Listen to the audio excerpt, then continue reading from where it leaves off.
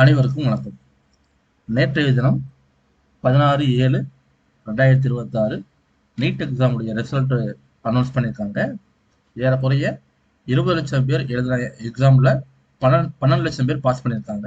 So இப்போ நமக்கு NEET எக்ஸாமுடைய result வந்துருச்சு. இப்போ தமிழ்நாட்டில் மருத்துவக் கல்லூரியில் சேர்வதற்கு என்னென்ன நடைமுறை, எப்படி நம்ம அப்ளை பண்ணுறது, என்னென்ன டாக்குமெண்ட் வேணும், நமக்கு எவ்வளோ மார்க் கிடைச்சா நமக்கு வந்து கவர்மெண்ட்ல சீட்டு கிடைக்கும், அந்த விஷயங்களை நம்ம பார்க்கலாம். இதில் ஃபர்ஸ்ட் என்னன்னு கேட்டிங்கன்னா, இந்த கவுன்சிலிங் வந்து நம்ம தமிழ்நாடு அரசோடைய தமிழ்நாடு மாநில மருத்துவ கலந்தாய்வின் கீழே தான் வந்து நமக்கு அந்த அட்மிஷன்லாம் கிடைக்கும்.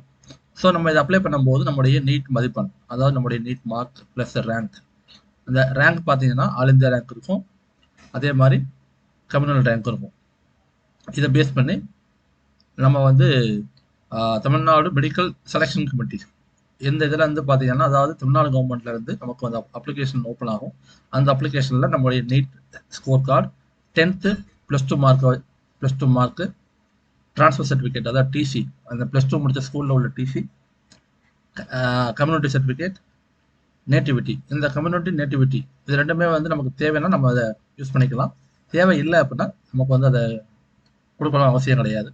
அதே மாதிரி அரசு பள்ளியில் படிச்சிருந்தீங்க அப்படின்னா 7.5% அரசு பள்ளியுடைய ஒதுக்கீடு சான்றிதழ்.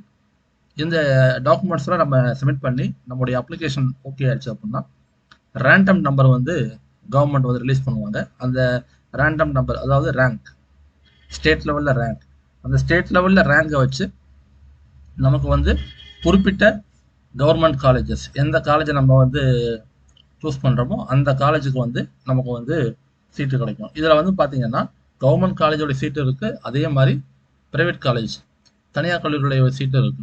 ஸோ இதில் வந்து நீங்கள் எந்த போர்ட்டலில் நீங்கள் அப்ளை பண்ணலாம்னா தமிழ்நாடு மெடிக்கல் செலெக்ஷன் கமிட்டியோடைய அந்த போர்ட்டலில் போய் நம்ம அப்ளை பண்ணலாம். அதுக்குண்டான டேட் வந்து இன்னும் அனௌன்ஸ் பண்ண கிடையாது. அனௌன்ஸ்மெண்ட் வந்தோம் நீங்கள் அப்ளை பண்ணலாம். இப்போ உங்களுடைய நீட் மார்க்கை ப்ளஸ் உங்களுடைய கேட்டகரி, என்ன கேட்டகரியில் நீங்கள் வர்றீங்க, உங்களுக்கு வந்து நீங்கள் அரசு பள்ளியில் நீங்கள் படிச்சிருந்தீங்கன்னா 7.5%ல் அரசு பள்ளியில் நான் படிச்சிருக்கேன் அப்படின்னு சொல்லி அந்த இடஒதுக்கீடில் உங்களுக்கு அட்மிஷன் கிடைக்குமா, உங்களுடைய நீட் மார்க்கை வந்து கமெண்ட்ல சொல்லுங்க.